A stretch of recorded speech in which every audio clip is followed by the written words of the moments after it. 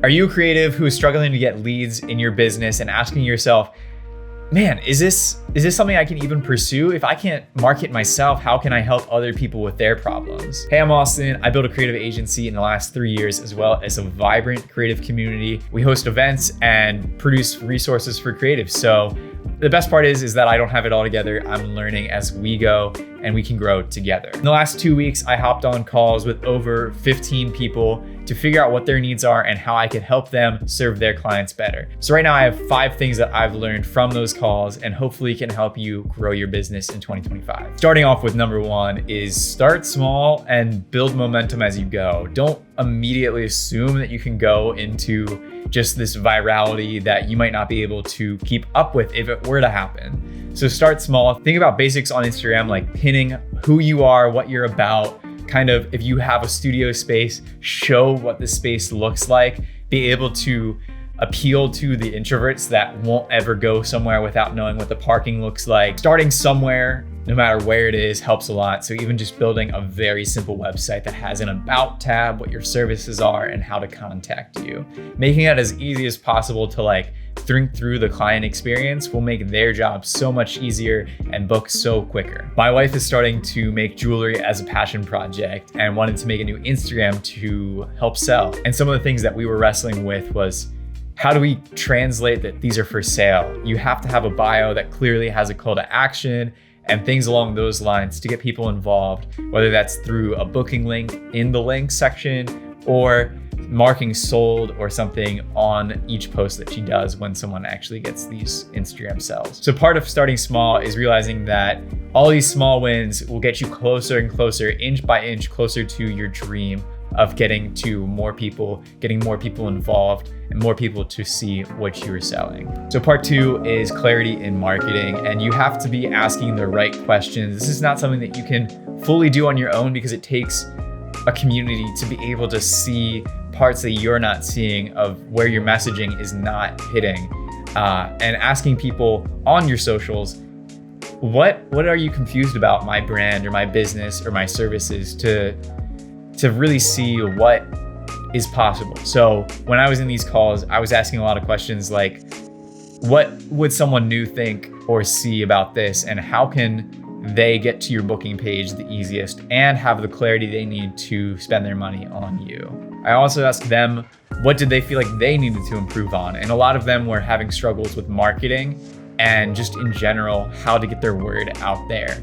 And while jumping on trends is great and all, you have to start with the basics, like I said, in the first point of understanding what are the top 3 posts that you want to have always pinned to your page, because those are important in understanding the holistic view from an outside perspective on what you're about. And I always want to know what the business's journey or a little bit more about the person when I look into buying products or services from people. So being able to take someone on a journey and get good at storytelling, even if it's in just a vertical phone video of yourself, goes a long way in actually building trust with your clients. And that goes nicely into part 3, where consistency does build trust.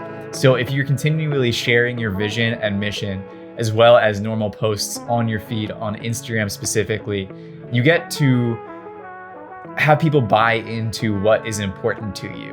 And I had to tell a lot of people this on these consult calls. I'm like, you might surround yourself with a lot of handmade artists or painters, and that might be all you see on your feed, and you might be comparing up in skill level, but realize that you are the only one that is potentially reaching your clients. Not all of your clients are consuming all of the painting and all of the photography and all of the design that you are surrounding yourself with.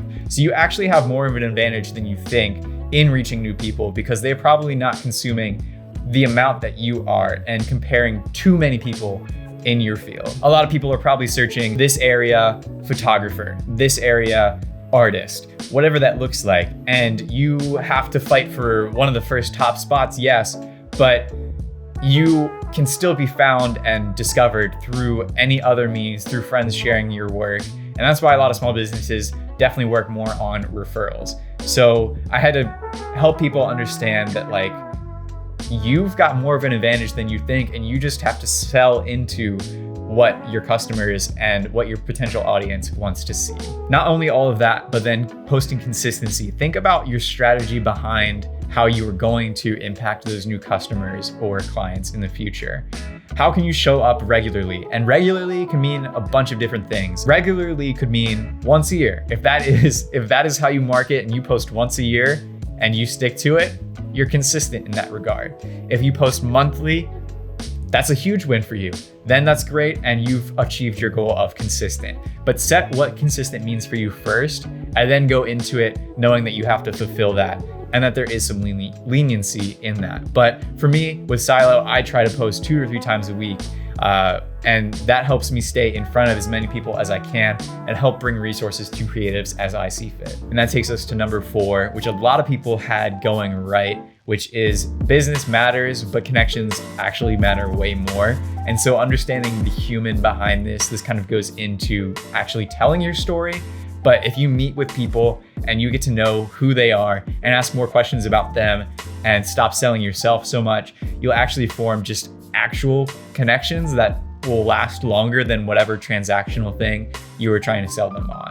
So if you're able to actually find common ground with this person, get to know them on a better basis, maybe it's on Instagram and you're DMing people and you're like, yo, honestly, I'm just a really big fan of yours. I would love to work with you in the future. You sow that seed and you just become their biggest fan for the next couple of months, commenting, liking most of their stuff. Something I told someone on our calls was, if you did 10 people and you just were their biggest fans for 1 month, and you did 10 new people and you got 10 new people to engage with your content each month, you would have at least 120 new followers by the end of the year. And that's a slow burn for sure, but those relationships go so much deeper than just what those interactions are and what you could just be selling people. So if you became 120 people's best friend for the next year, imagine what that would do and the referrals that you would get if you continued with that. Number 5, this is what that whole experiment was for me. And I hope this resonates with you as you continue in your journey. And that is that you are not just a vendor or another person to them. You have to be their creative partner. Once we're in these creative fields, we think a lot that, man, I can't wait to just sell this and it's easy mode from here on out. Maybe it's a digital product and you are just blasting that out to the masses. But you have to realize that, like, you can give something to someone, but if they don't know how to use it, they're going to go to someone else to figure out how to actually use it. So be a full service business to them and think about the peripherals that they might be asking you in the emails after they get their product or after they have their session or after they get their piece of art. Hey, how do I frame this in my living room correctly? Do I need a certain kind of frame for the material that you gave me? Hey, I don't know how to download these photos. Can you show me how? And then build resources on your page or on your website or something that go alongside of what you give someone as another way of connecting with you. But that way you're not actually having them go out to other resources and find another person that might work with them and have them buy their products. So let your connection with them and your partnership with them last longer than just the transaction of this, and follow up with them. See if they like it. Ask them for a review afterwards. Also answer their questions in a timely manner. All of this goes a long way in the client experience. That just helps build a relationship of trust and connection that actually people want to come back to you for the next project or their next piece and spend more money on what you have to offer. So that was 5 takeaways from my calls that I've had over the last few weeks with a few of amazing creatives in my area. I think it was a lot of growth for me personally, being able to humble myself to be able to learn from them as well, but also have them show at the end of the day a little notebook that has a full page or 2 of notes from our conversations on things that they can actionably work towards in the next few weeks. And I'm looking forward to checking in on them. After every call, I sent them a kind of outline of our information and what we talked about in the call. And that's just another part of the client experience that I want to grow into in 2025.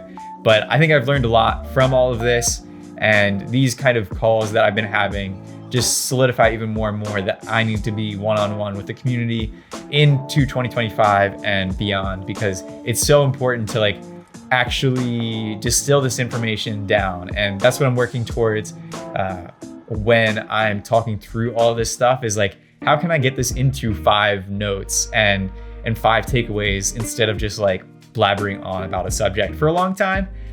So this is my opportunity to fail in public. I think something that's really important to get across is that I'm on this journey with people, and I'm only speaking from experience and not from a place of professionalism, because I'm 25, I don't have it all together, but talking to this camera and figuring out how I can help people is just one way that I'm trying to use my gifts to grow, and get in front of the camera more is a goal for 2025. So this is my 5 takeaways from those calls. Hopefully you got something out of this. Thanks so much for listening, and I'll see you in the next one.